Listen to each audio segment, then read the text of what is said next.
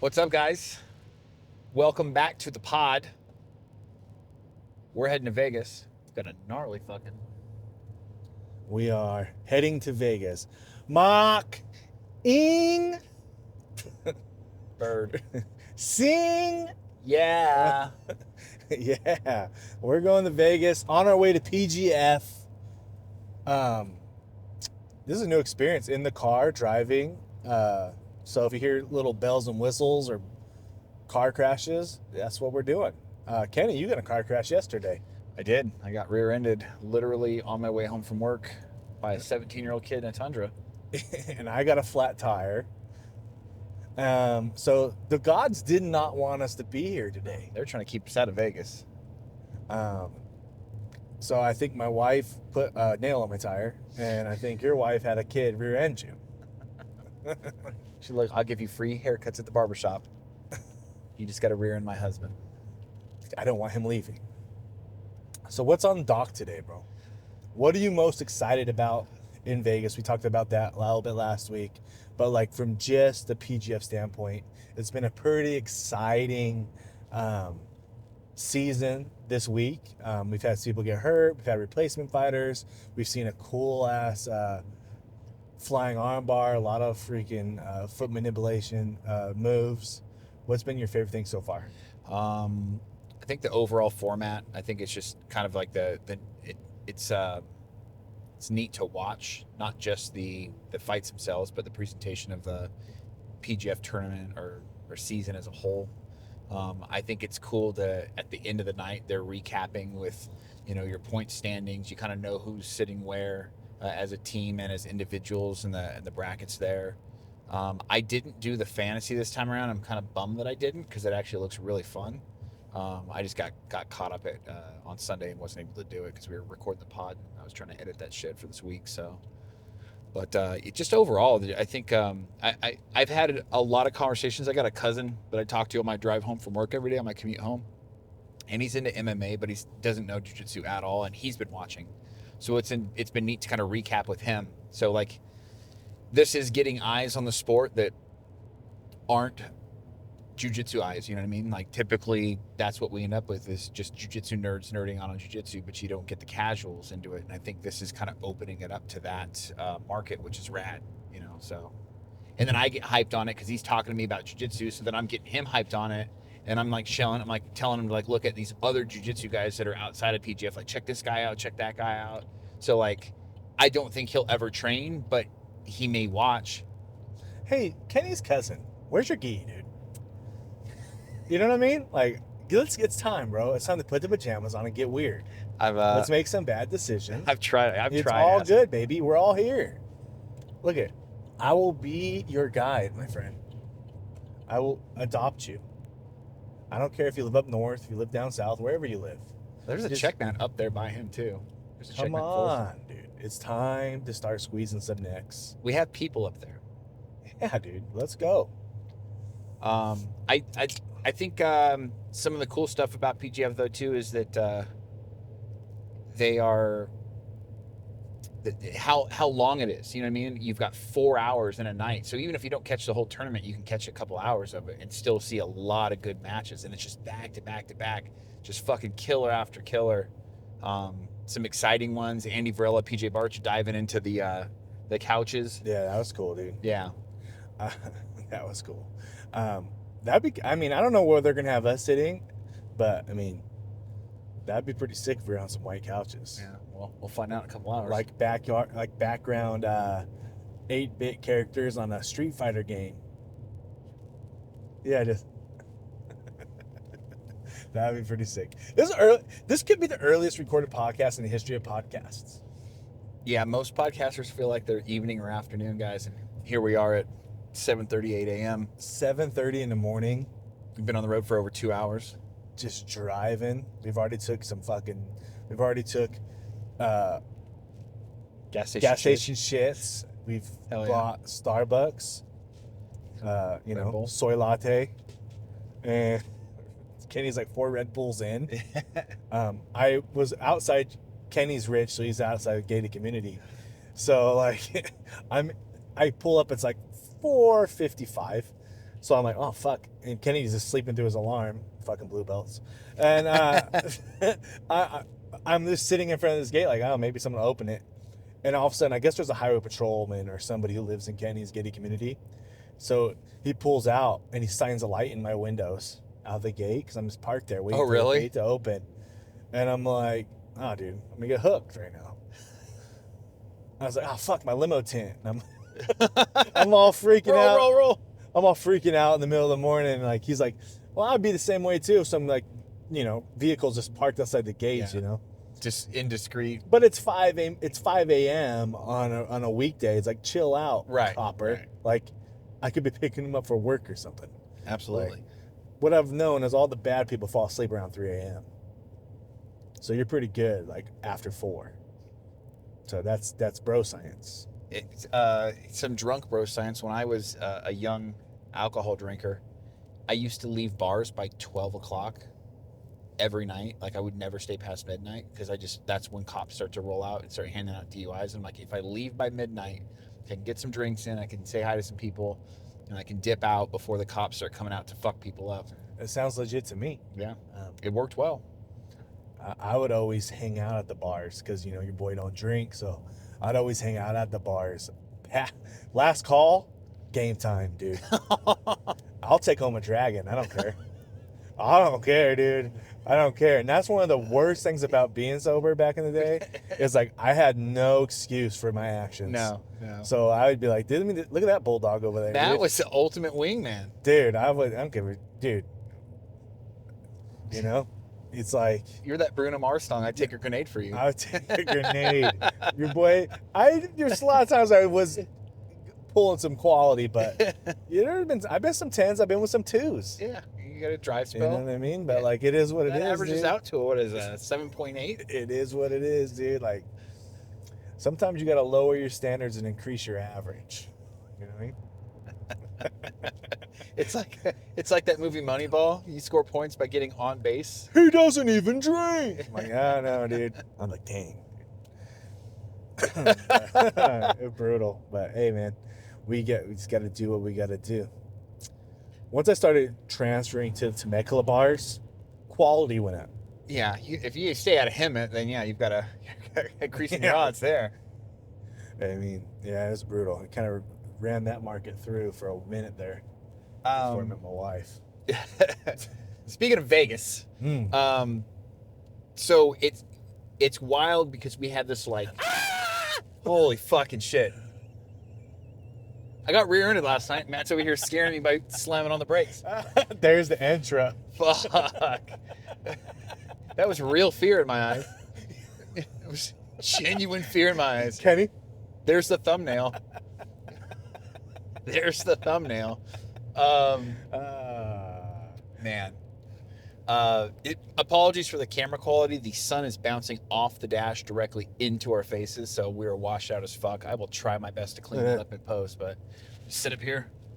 Sit up like we got fucking take a shit and we're driving in traffic. Like, oh fuck, I'm gonna shit my. This was how I was driving. This right here was how I was driving when I had to shit in that cup and I had nowhere else to go. I was just. Do you ever do the breathing, like when you got to shit and you're just like Lamaze? Yes. Lamaze breathing, yeah. Shit Lamaze. I took 2 of those classes. I told the wife, I was like, I think I remember, from the first kid.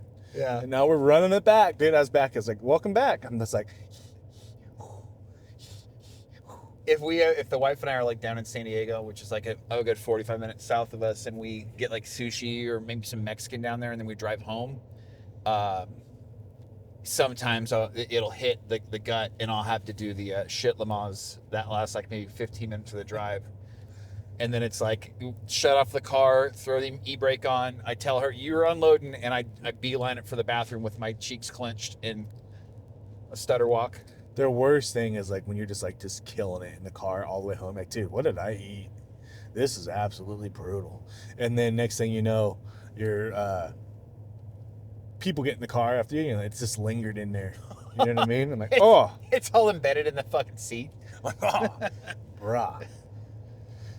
But yeah, So Vegas is going to be wild because it seems like we've got a lot to do in a condensed amount of time. I was fortunate enough that we were able to find a hotel with an early check-in because most hotels are 3 p.m. check-in, and we need to be to PGF by like 3:30ish. And PGF is all night. Yeah, it's going to be a 4 to 8 at least for the event, and then whatever interviews we're going to be doing afterwards, shaking hands, things like that. So, yeah, we're going to be there a few hours, but I got us an 11 a.m. check-in at our hotel. We'll be able to iron Matt's shirt. Yeah. Matt doesn't know how to iron. Dude. Hey. The wife hit you up? I'm wearing an all black shirt under my suit. I'm going straight Guido with it. Oh. I have the shirt in there.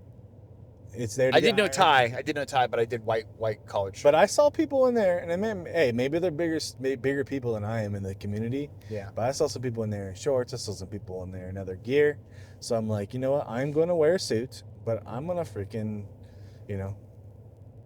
wear a rash guard underneath.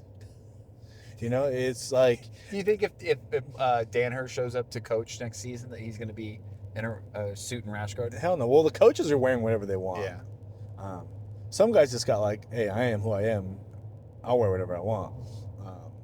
Like you've said, is Zoltan trying to be a genie? We don't know. But he dresses cool as fuck. Yeah. We can't pull that off, Kenny. Well, Zoltan's got fuck you money. Zoltan's shoes cost more than my entire outfit, and I have a pretty expensive outfit on right now. I have a $100 level black hoodie on. Yeah. Same.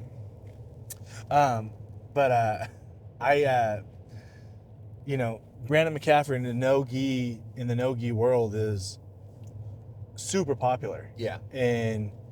But yet this guy tells me I got to wear a suit, and now I got collars and I got sleeves.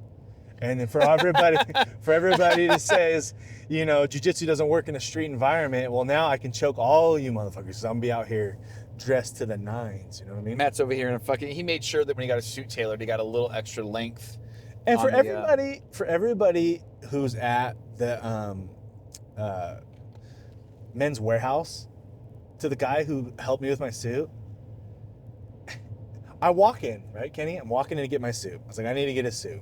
I was like, I was going to rent one, but I'm like, I haven't done that since like prom. Right. Or since my wedding, rather. And then Kenny's like, you might as well just buy a suit. Everybody needs a good suit, and it's only a couple $100 more. And I'm like, all right, you talked me into it. Guy's a salesman over here. I was like, okay, fine, I'll get a suit. So I talked to this guy. You're a G into it now. This guy is all... Right when I walk in, he's like, don't even look at the slim fit over there. He straight roasted you. He's like, Michael Strahan line this way, my man. I'm like, hey, what the fuck? Come on, man. I was like, I was like, hey, bro. Fucking. Oh, fuck. And I was like, you're probably right, though, bro. Seriously, I was like, you get on Pinterest and all this shit, and you're looking up all these cool you're looking up all these cool suits, and you're like, oh, look at that this guy's wearing Jordans with this, and he's doing this and this. Like, I'm not that flashy. I'm not that flashy. I'm like, well, I'm going through a midlife crisis right now. Maybe I am that flashy. Right. Should I pull it off? I was like, what would I wear if I was the NFL draft? Come to find out, no, I'm Michael Strahan line, and I like the way it looks, but you know what I mean? I had different visions of it, but we'll see how it plays out. It cost me about $600. Oof. Oof. Yeah, So whoever knows me better get married or something, because I got to wear this thing more than once to get my money's worth. Yeah, you're gonna be looking for. I'm gonna be putting it on Shoei buy trade. Trying to sell like I sell geese. My we have to set up a photo shoot. My wife and I did a photo shoot where she got a fancy dress and I wore the suit. We went out, shot some neat photos out. I've seen it. Yeah. My man looks good in a suit. I tried it. I went navy blue, so I think you would also, right? Blue? Yeah. So yeah, blue suits. Blue suit, black shirt, gold-plated chain. Bought a new watch. Not for this. I'm wearing this bad boy. Ooh. But my new watch arrives Monday. Yeah. Next year, hopefully bring a Corvette on this trip. Yeah. So what we got on the docket today? We got anything on the docket? We got a shit ton of questions that people sent us. Then let's get into it. What we got? Do you remember? Or are they on your phone? They're on my phone, so we're gonna have to peel them off of yours. Okay. In the text messages. Mark Lagac, I remember this one off the top of my head. Okay. He sent us a fuck, marry, kill. He said Kelly Kapowski. We're getting right into it. Yeah. Lisa Turtle and Jesse Spano. Lark Voorhees, Elizabeth Berkley, Tiffany Thiessen, if you guys want to know their real names. Because like I've said, I am a 90s kid sitcom connoisseur. Yeah. We all know Kelly Kapowski that's my girl. That's the girl. I mean, that's pretty much everybody's chick. I was, I don't care if she's got a purple face from Zach's cream and not the cream that he was hoping, but that's who I'm going to marry because it's Kelly Kapowski. Now she's still looks good. She's 50, still looks good, and she's got a cooking show. So, and your boy can't cook. I can only fry an egg. That's about it. So, Kelly Kapowski, marry. Elizabeth Berkley. We all saw NC-17 Showgirls, so, You've also admitted you have a thing for her, Mama.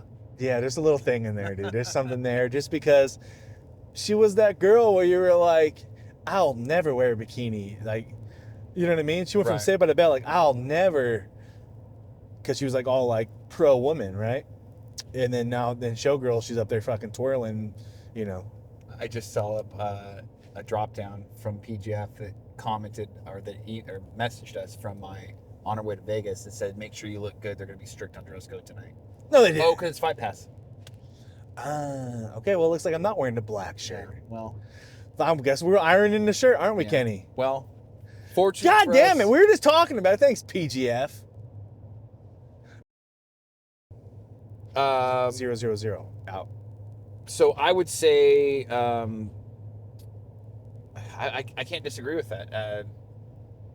I'm going to go with the same one. I think I was never a Lisa fan. No. And it's not it's not what you think. It's not what you think. Yeah. No. Because, those boxes have been checked also. Okay? It's not what you think, guys. She just wasn't as good as the other two. Yeah. Yeah. I I would take Lisa over Tori in her fucking biker jacket. Who's Tori?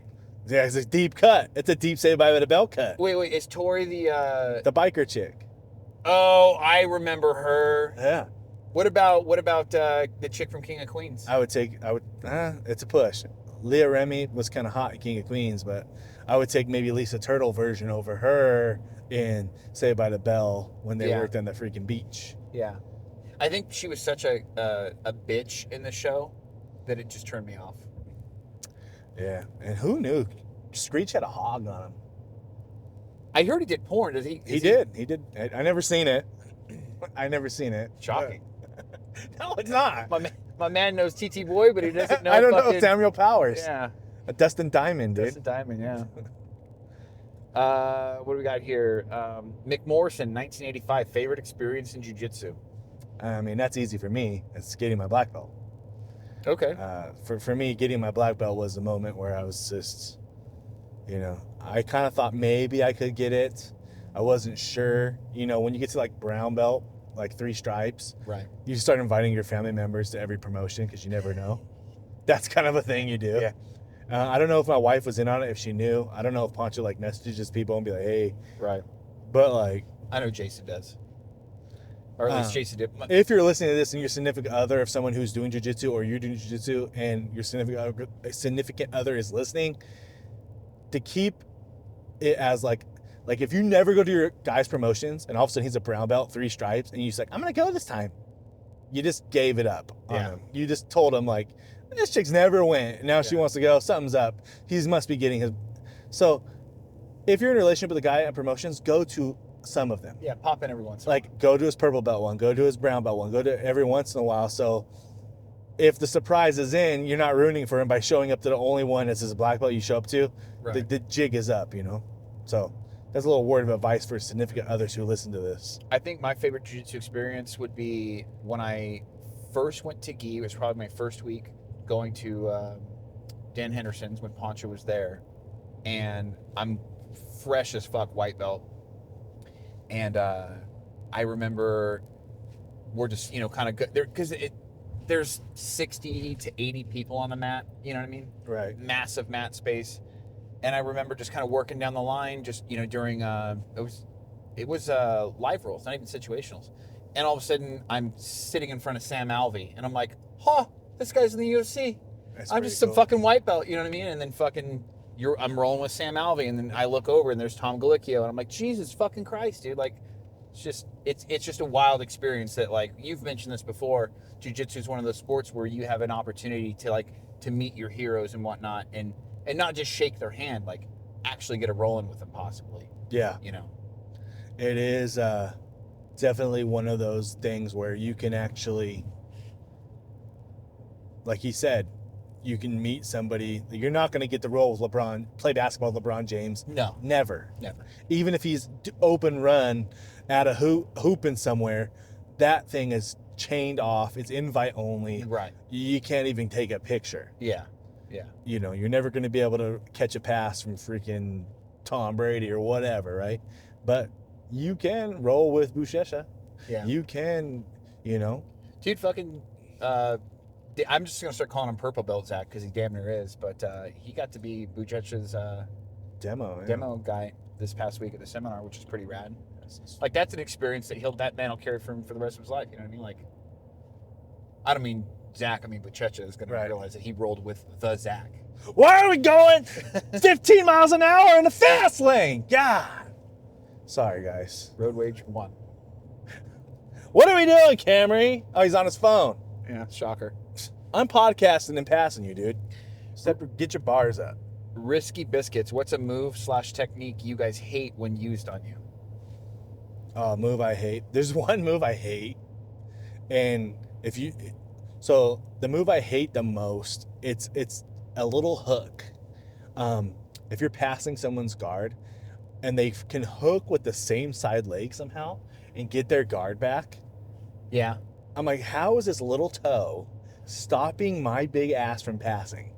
You're just re-hooking with your little leg. Right. I can't stand that. Now, a lot of people assume, like, I don't like to be, like, smashed with forearms or, like, heavy shoulder pressure or knee on neck, knee on face. Yeah. I kind of like that shit.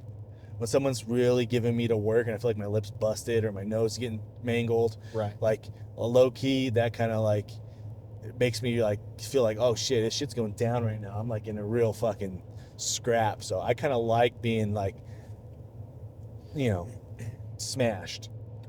I don't like when I have somebody in guard and they just take their forearm and shove it in my neck. Like, you're not choking me. You're just... it used to suck because they're just leaning into you. And now I've realized, well, now their body weight's over me, so I can sweep them. Yeah, you can just balloon sweep them. Yeah. Or you could just flower sweep them. Yeah. So, but it's still frustrating at first. It's like, you motherfucker. When you're new, you feel like you can choke somebody from inside the guard, but you got to realize, only choke from inside the guard is the rape choke. Yeah. And a rape choke is a legitimate setup for an armbar. So, if anybody tries to rape choke you from closed guard, all you got to do is put your foot on the hip and whoop, armbar. I didn't even think about that. That is fucking right there, man. Rape chokes from the guard are brutal, dude. So it doesn't work if you know how to do the standard armbar. Yeah. Now, if you're higher level, the foot on your hip is going to be the tell. So you could fake the rape choke and wait for them to put the foot on the hip and then push the knee down and knee cut. But if you're lower level, the foot on the hip is not going to give it away. Yeah. So, I like to just do the rock and just go straight for the armbar. I don't put the foot on the hip. I just kind of switch my hips. So for those of you that are black belts, you just you heard Matt talk and you just understood everything he said because you're like, oh yeah, of course. For those of people that are like me or lower, I heard what Matt said and I get it, but it's like a light just was shined. I'm like, oh, that's definitely right there. I get it. Or then he even says you could set up with the rape choke, you feel the knee on the hip, and then you can knee slice. And I'm like, yeah, you can do that. But I would never normally think that. It's just like little bits of knowledge being dropped right now. It's kind of like using the can opener to open the guard. Now, can openers are frowned upon in jiu-jitsu, but like old school, like Mark Kerr, Mark Coleman would just tie and they'd can opener with a close guard. If you can open someone's neck and pull it towards their cock, their legs will open. It's like a way to open the guard. It's a fucking dirty way to open the guard. But it is a way. Same thing. You could, if you just threaten the choke, the rape choke, and if the guy is a higher level, he's going to go for the arm bar. If you want him to open his guard, he'll open the guard. Then you could just do it for the knee cut. Nice.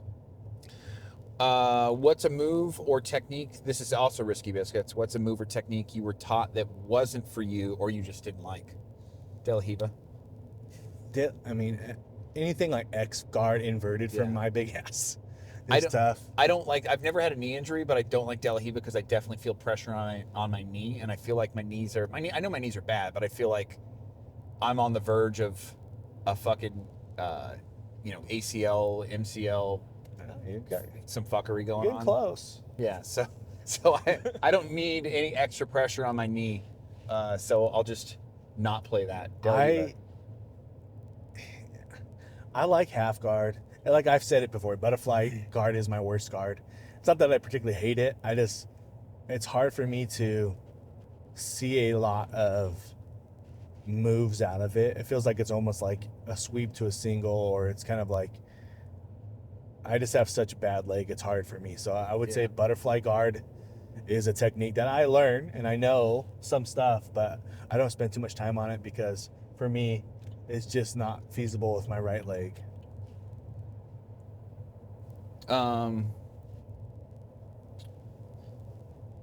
Yeah, De La Riva for me. The funny thing is I've started to play a little bit of butterfly recently.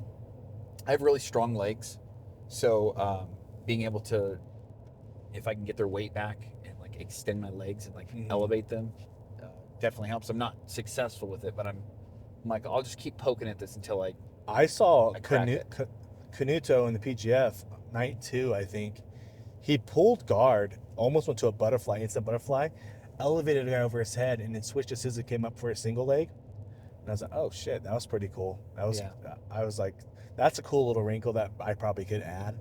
Rather than just engaging the butterfly, he used a quick butterfly to elevate his opponent to get to a single leg. I thought that was pretty sick and pretty sneaky. Yeah. AG Motorsports. Why does being a blue belt feel like Lord of the Flies? You're the reader, Kenny. Tell me. I did read Lord of the Flies in 7th grade. Well, I listened to people read it, and I just I memorized my page because I was not a good I'm not a fast live reader. So I'd be like, oh, 1, 2, 3, 4, 5, 5. I count the guys, like I'm page 12, and I just master page 12 while they're reading. So I'm not really paying attention to what they're saying, and I just throw out words with no context, no fucking enthusiasm, and read my page, and then like, whew, got through that one. So yeah, I was not a good reader.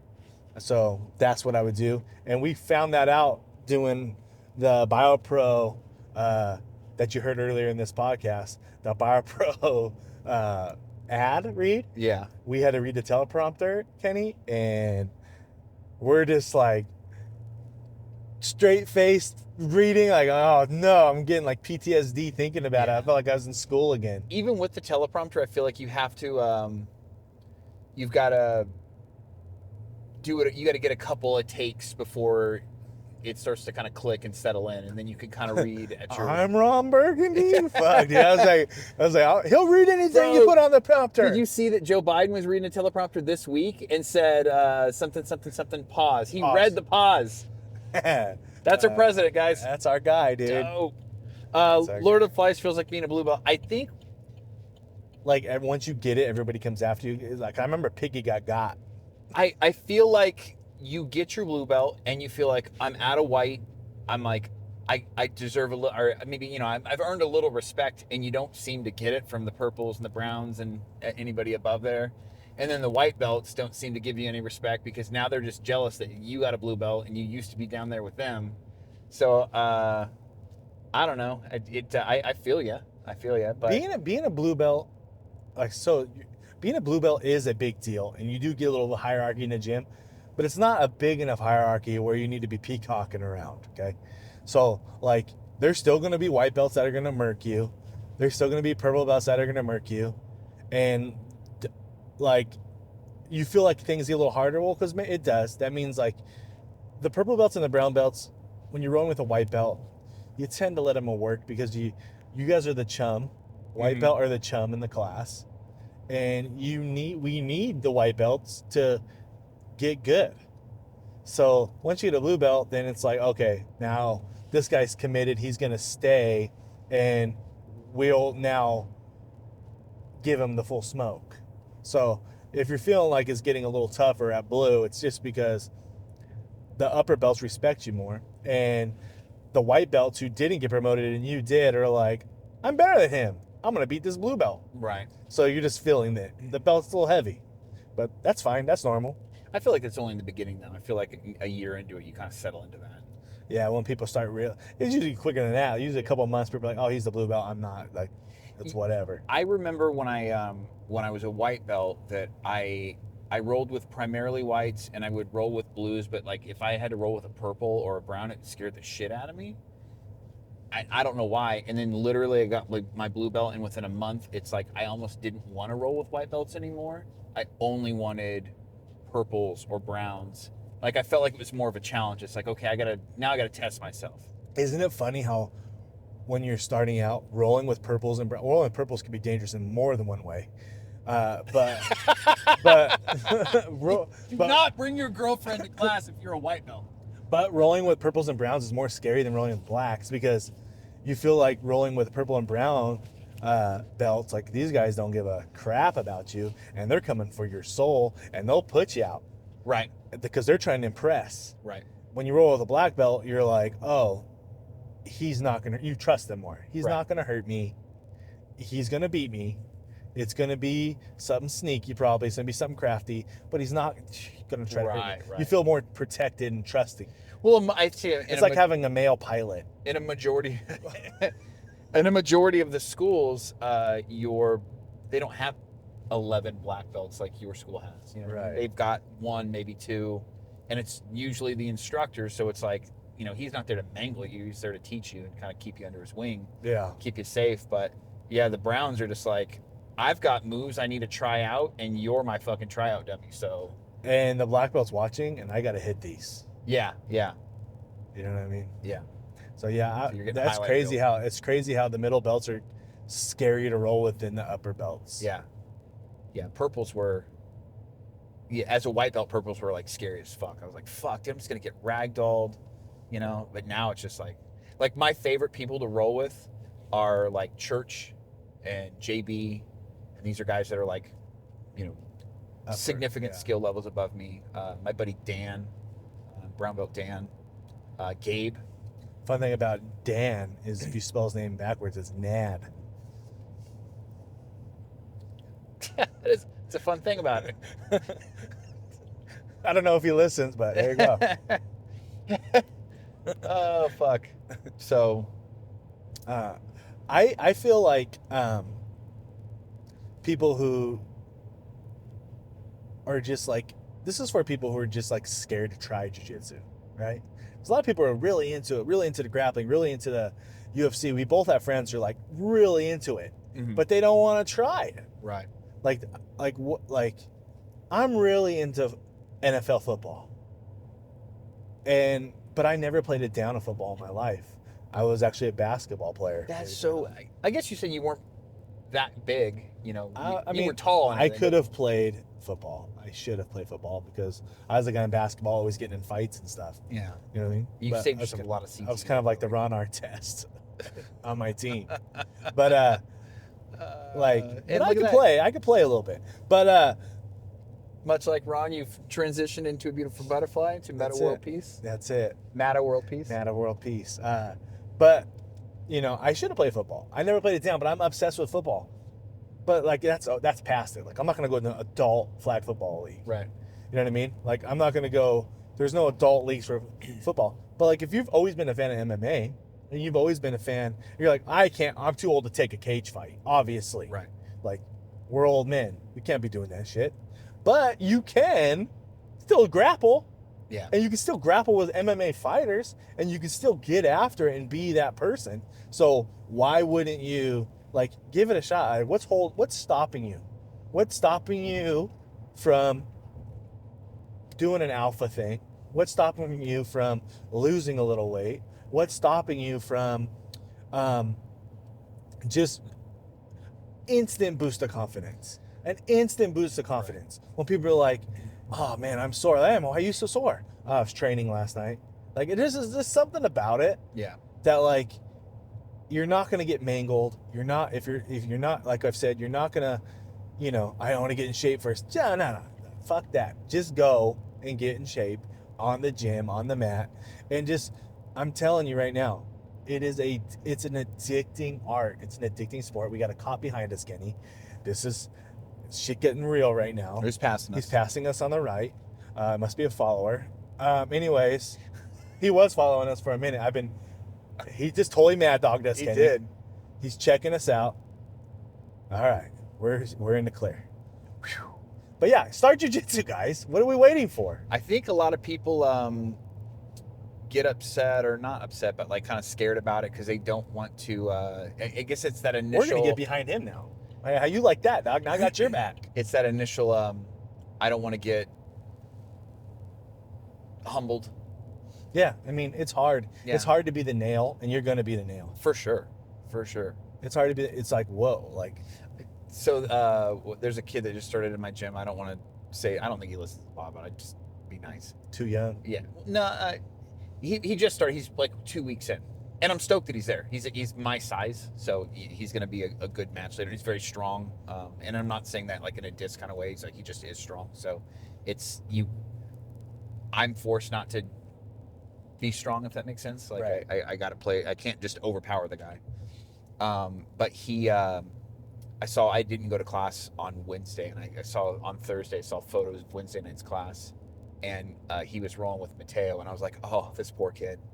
I'm like week 2, and Mateo's just giving you the sauce, my man. Like, yeah, Mateo is about himself right now. Yeah, which he should be. Yeah, he's a ultra 17-year-old. Yeah, who's been training for multiple years. So, 17-year-olds don't give a fuck, dude. No. They don't care, dude.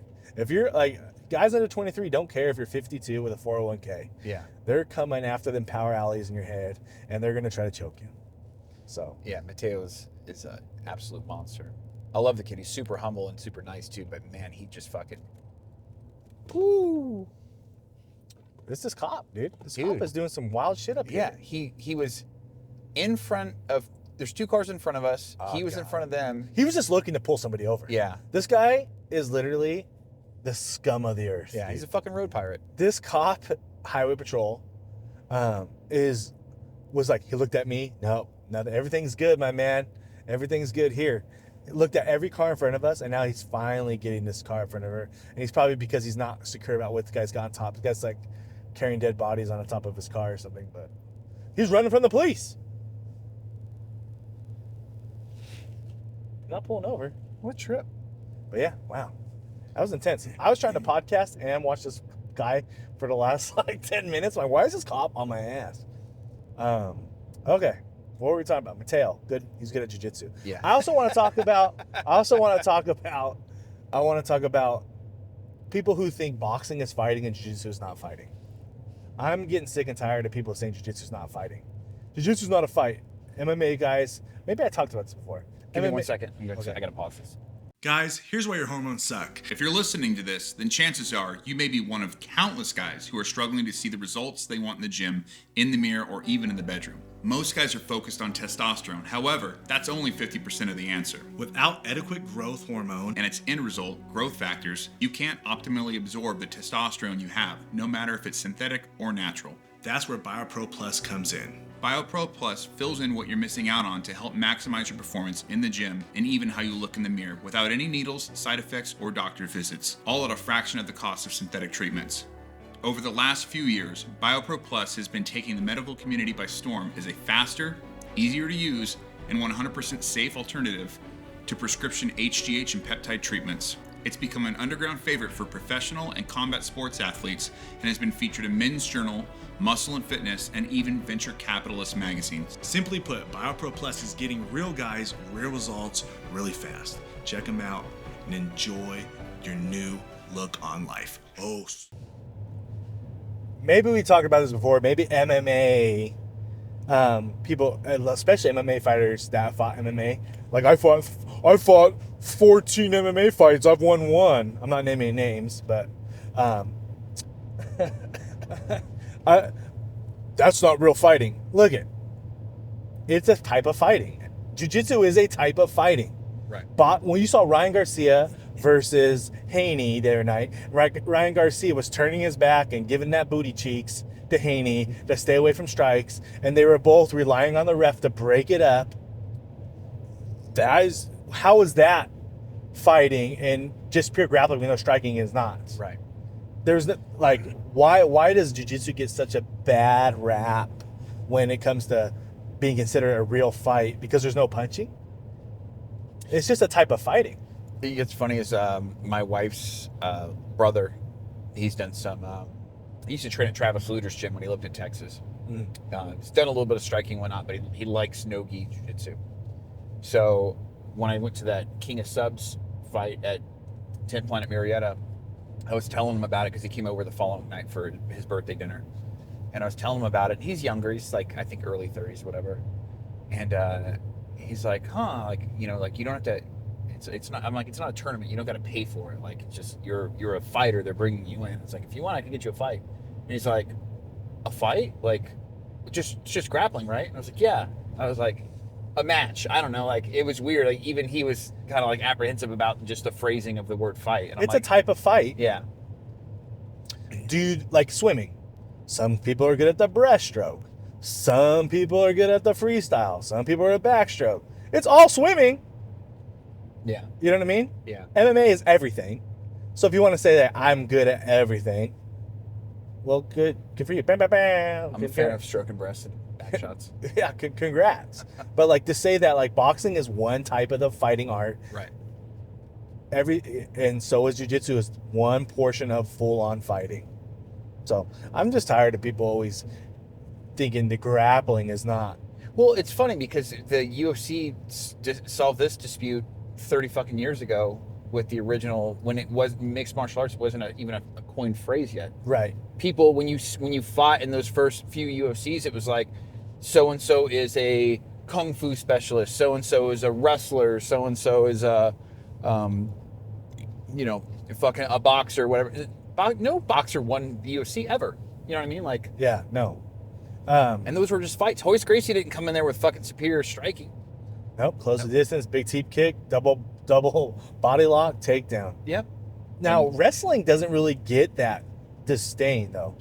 Wrestling doesn't get that disdain of, like, I'm a wrestler. Oh, you're badass. Like, wrestlers keep this badass stigma, right? And I think it's because wrestling should be viewed as a martial art. I think it is every bit as much as anything else. It's a martial art that they don't teach submissions, and I think that's a disparity for the people that are learning wrestling. You know what I mean? I also think just the closed guard is frowned upon by Right. people who don't know what it is because it looks like missionary position.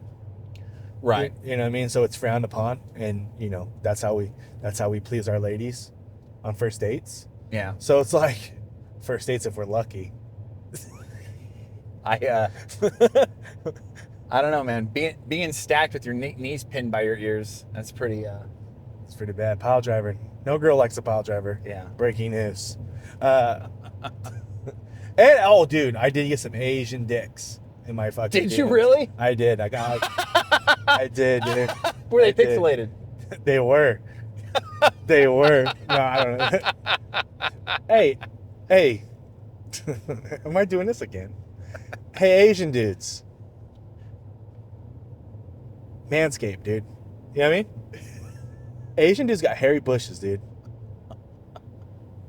The lawnmower. Tame your 4.0. shit up. Tame your shit up, dude.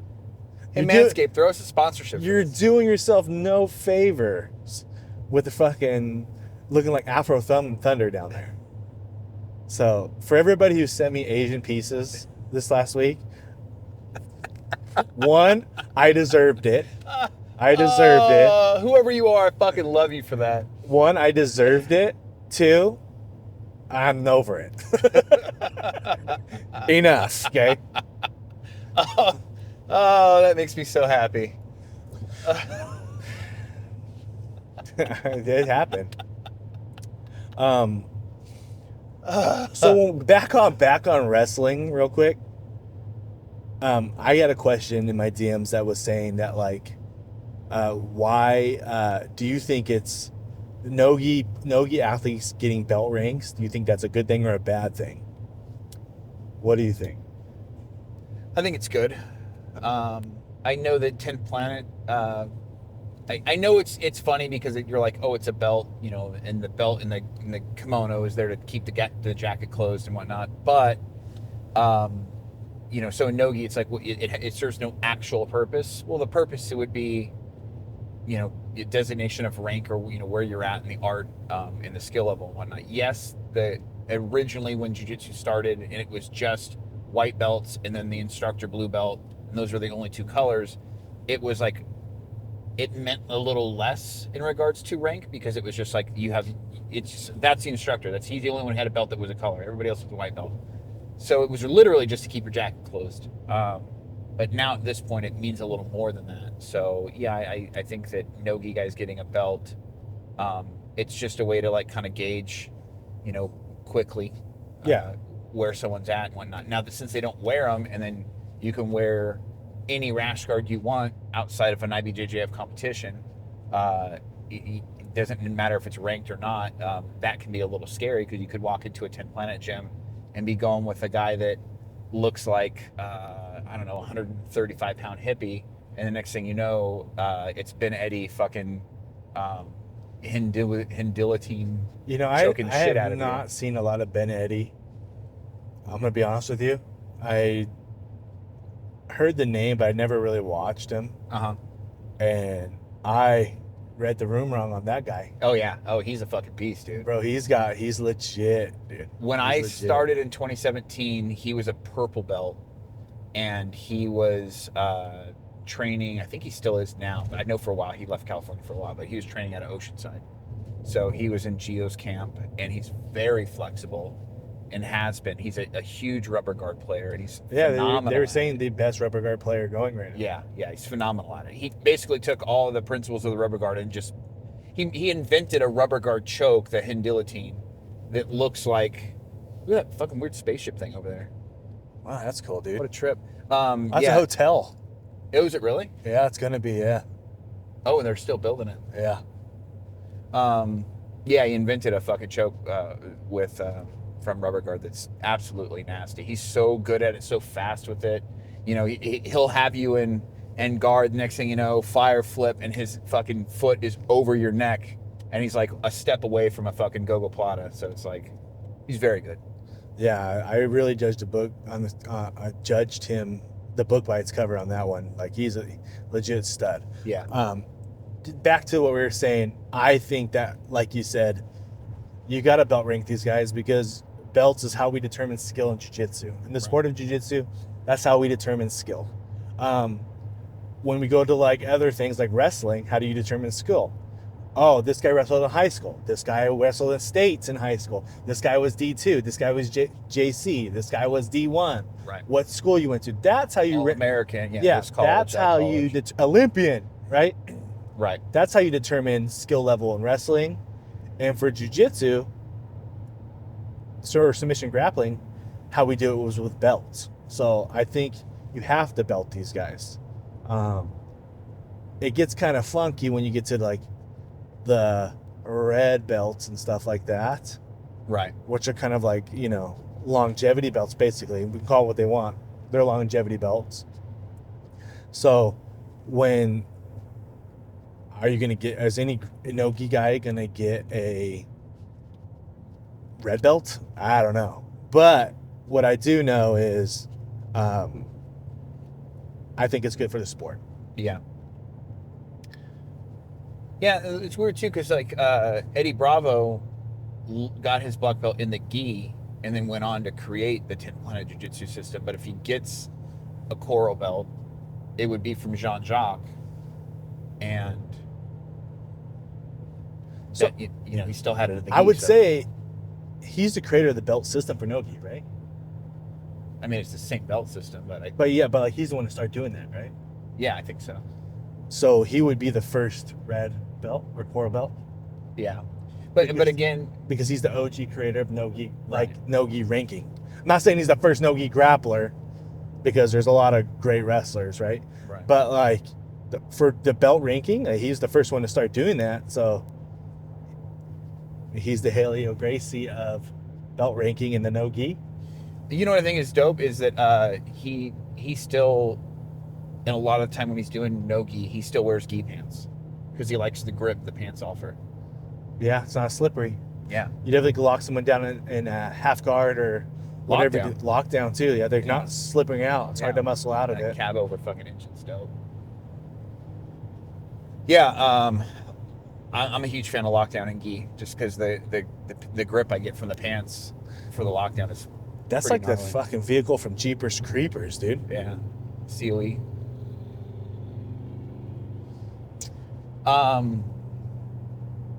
What else we got? We got anything? They're all the questions. Honestly, man, I think we're getting close to that time. You know what that means? Aim for the bushes, brother. Aim for the fucking bushes.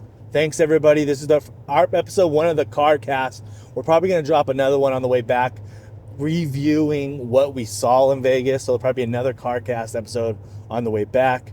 Thanks for all the love. Thanks for all the support. Follow me at OsNation BJJ, at Freak Party BJJ, at BJJ Balance on Instagram. We just hit over 1 million accounts reached this week. That's money. Yeah. Thank you, guys. YouTube also doing very, very well. So go to our YouTube. Please hit the subscribe for us. It would help us out tremendously. If you're like, man, I really love this podcast, I really want to help these guys out. If you just hit that sub button on the YouTube for us, that would help us out tremendously. I know a lot of people listen to YouTube and don't even have an account. So, and we appreciate you guys too that they're just still listening, giving us a view. But if you could create an account and freaking just hit sub for us, I swear that would mean the world to us. So Kenny will post them on TikTok soon from PGF. And for everyone else, have a good week. Part 2 of the CarCast will be on the way back. So we're going to do that here probably tomorrow. Yeah. But you'll hear it in 2 weeks. So have a good week, guys.